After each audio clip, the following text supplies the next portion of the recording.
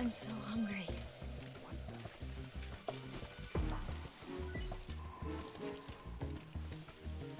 Watch out, we've got company. Who's that?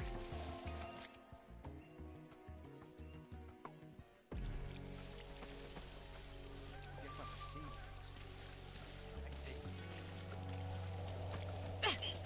I see him.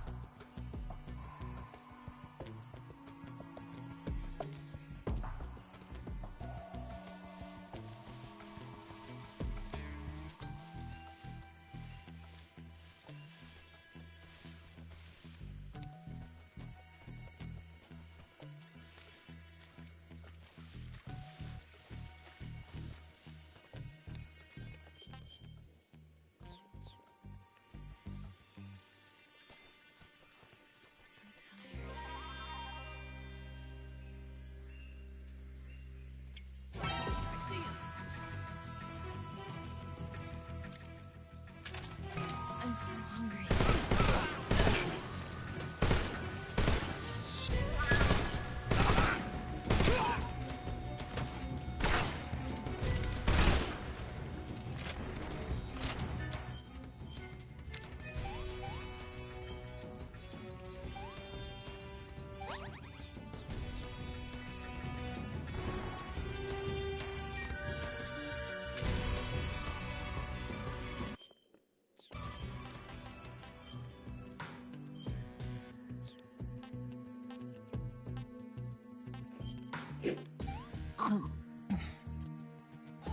This tastes like crap.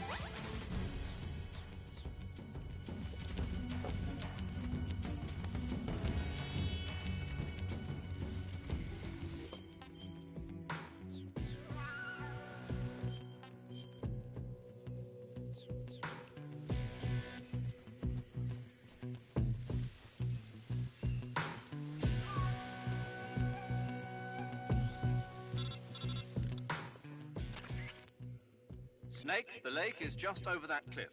Eva should be able to climb it if you help her. Keep her close to you.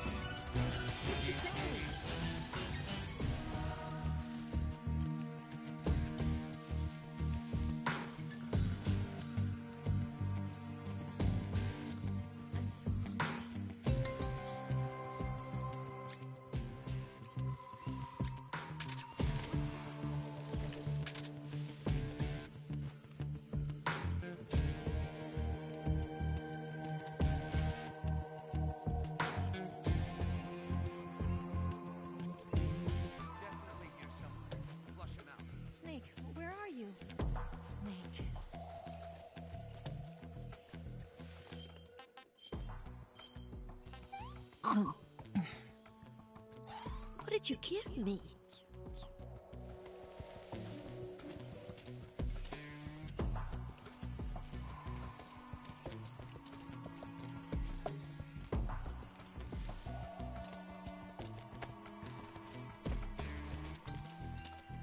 Watch out! We've got company.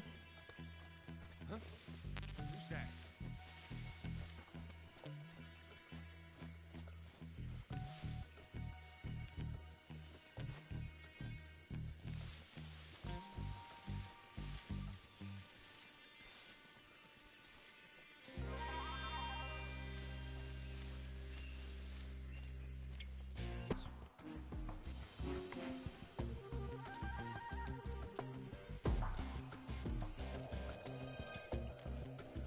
I'm so hungry.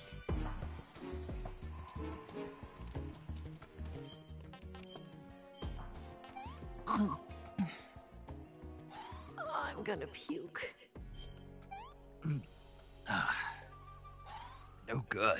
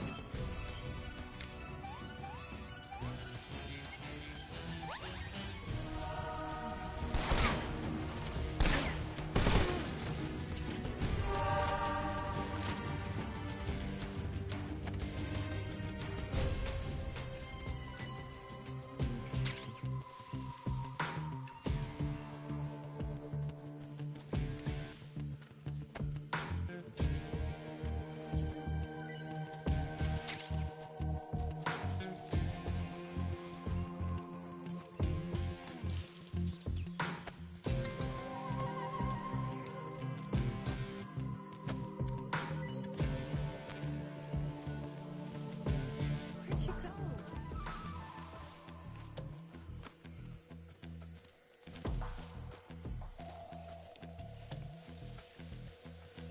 I'm so hungry.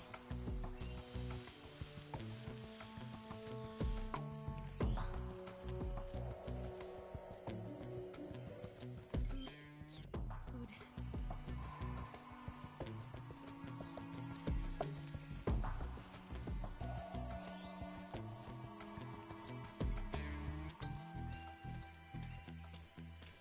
So tired.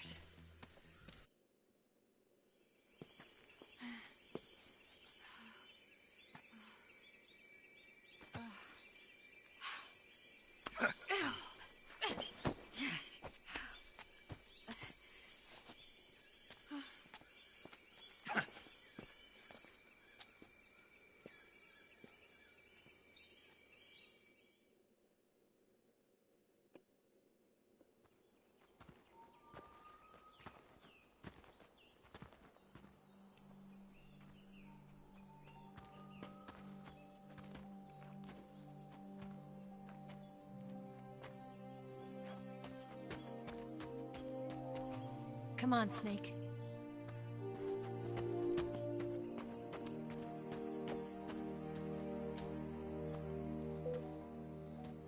We made it. We made it. Over there.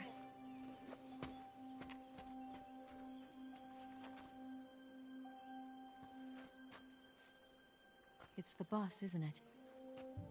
I'll go get the wig ready to take off. Right. I'll leave you two alone. But come back in one piece, okay?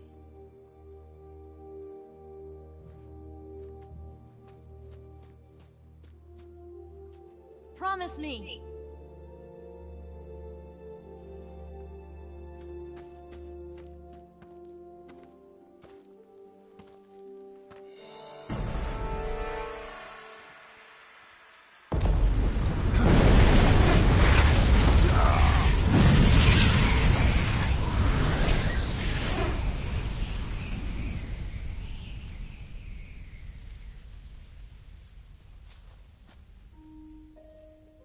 Life's end.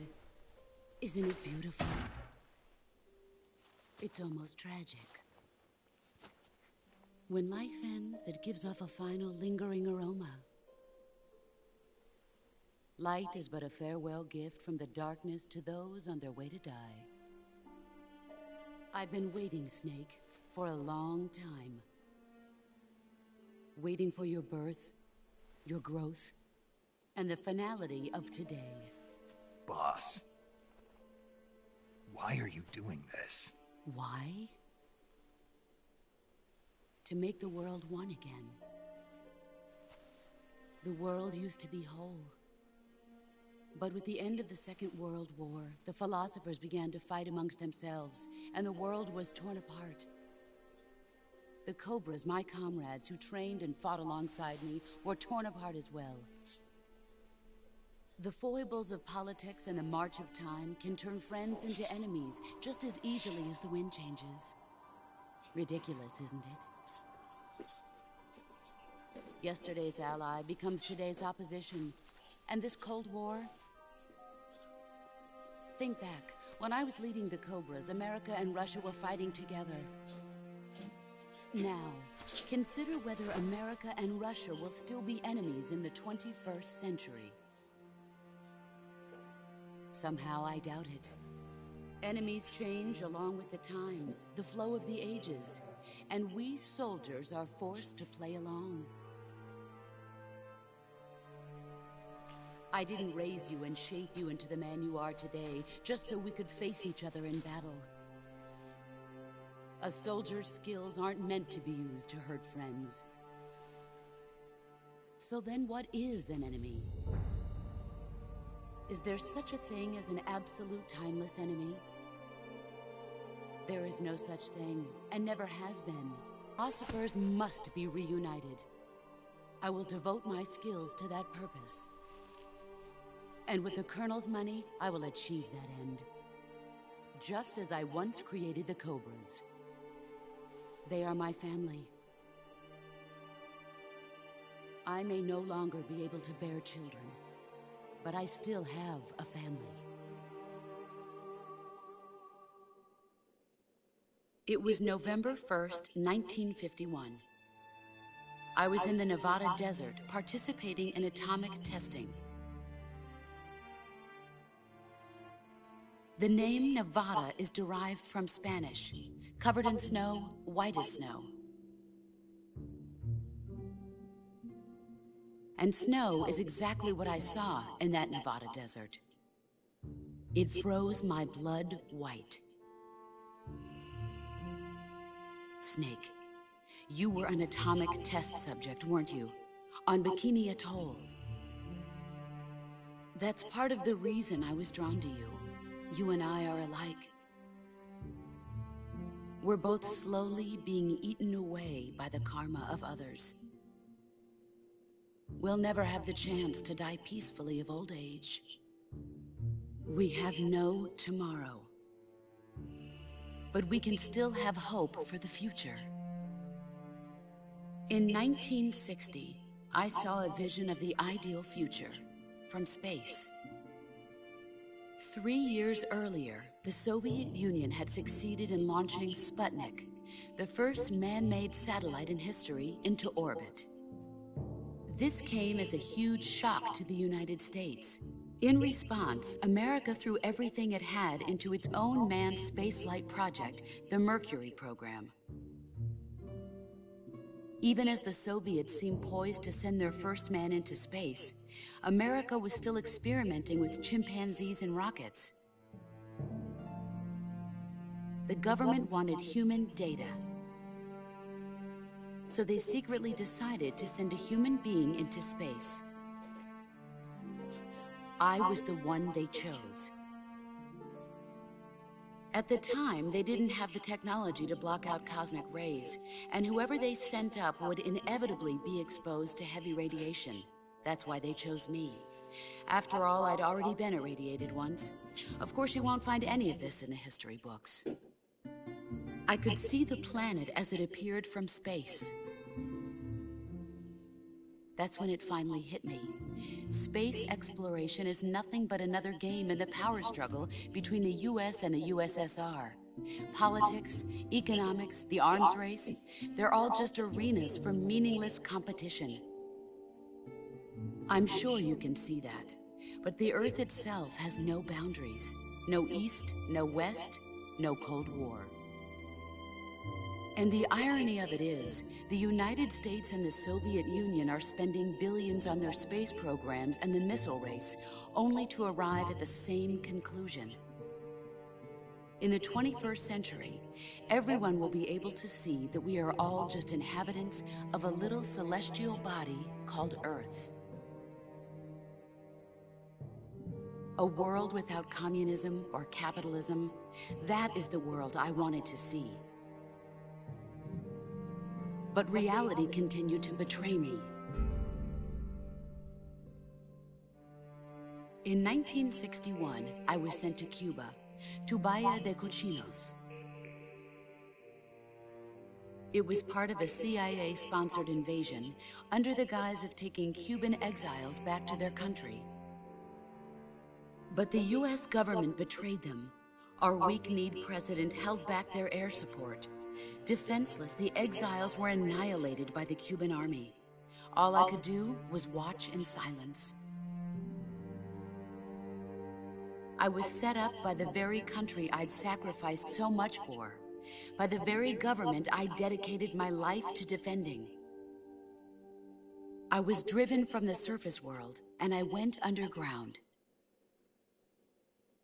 Then, 2 years ago, I faced the sorrow. My old comrade in battle. He was my friend. But one of us had to die. I was left with no choice. The sorrow gave his life for me. There is no enmity between us. One must live, and one must die. That was the mission.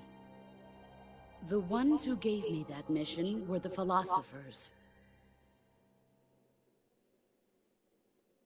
Early in the 20th century, the true holders of power in the United States, the Republic of China, and the newly formed Soviet Union gathered together in a secret meeting that would later be known as the Wise Men's Committee. The secret pact they formed there marked the beginning of the philosophers. But the last of the original members died in the 1930s. After that, the organization began to run out of control, and the Wise Men's Committee degenerated into a mere shell of its former self. The philosophers of today have no sense of good or evil.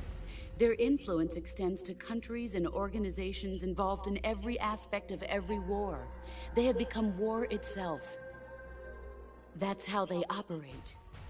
The sacrifices of war cause a shift in the times. This shift leads to renewed conflict, and in turn triggers the next war. Like a nuclear chain reaction, each conflict sparks countless others, forming an endless spiral that will continue on for eternity. Do you understand what I'm saying, Snake? By consuming me and you, the philosophers intend to keep that cycle going forever. It was my father who explained all of this to me. He was one of them. You see, I am the last remaining child of the philosophers. But after he revealed the truth, my father was killed by that same shapeless, formless organization. And my father isn't the only thing the philosophers have taken from me. In June of 1944, the Cobras and I took part in the landing at Normandy. We'd been given a top-secret mission to locate and destroy enemy V-2 rocket installations. I was pregnant at the time. The sorrow was the father. I gave birth on the field of battle. A beautiful baby boy. But my child was snatched away from me by the philosophers.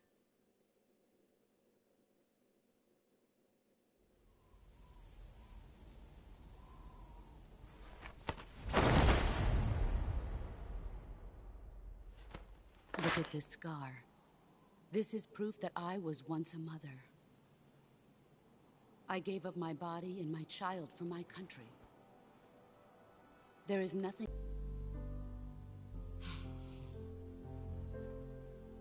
I've never talked this much about myself before. Thanks. Thanks for listening to me.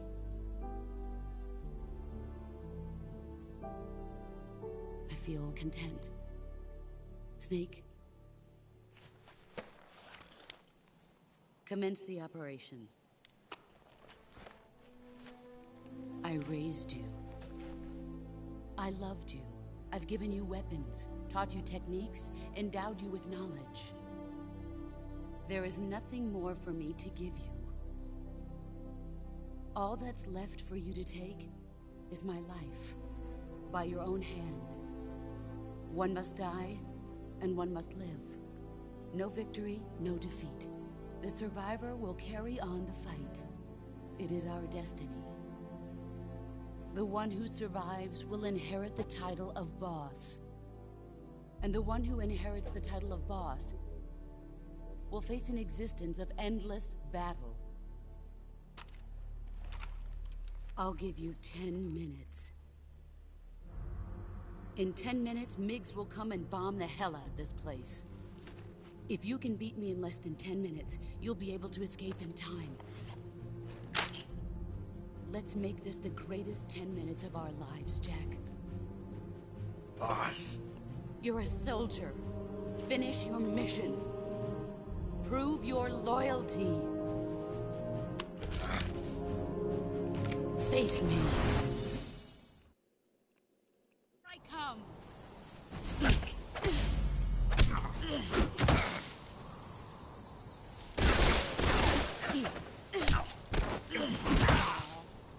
All these...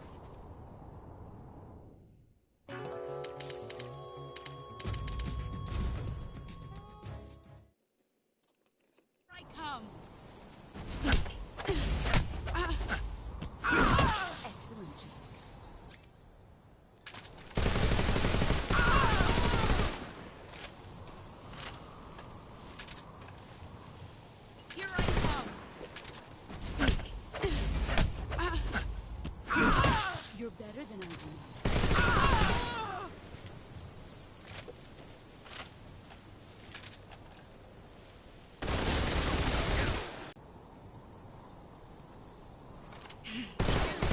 Time to play rough.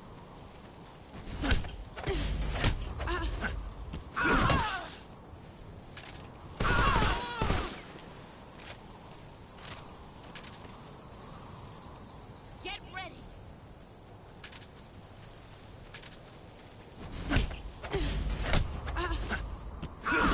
Your skills have improved.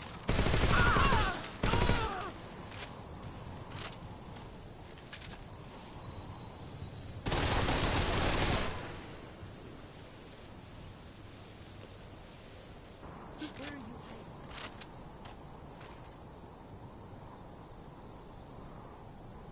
Let's see what you're made of.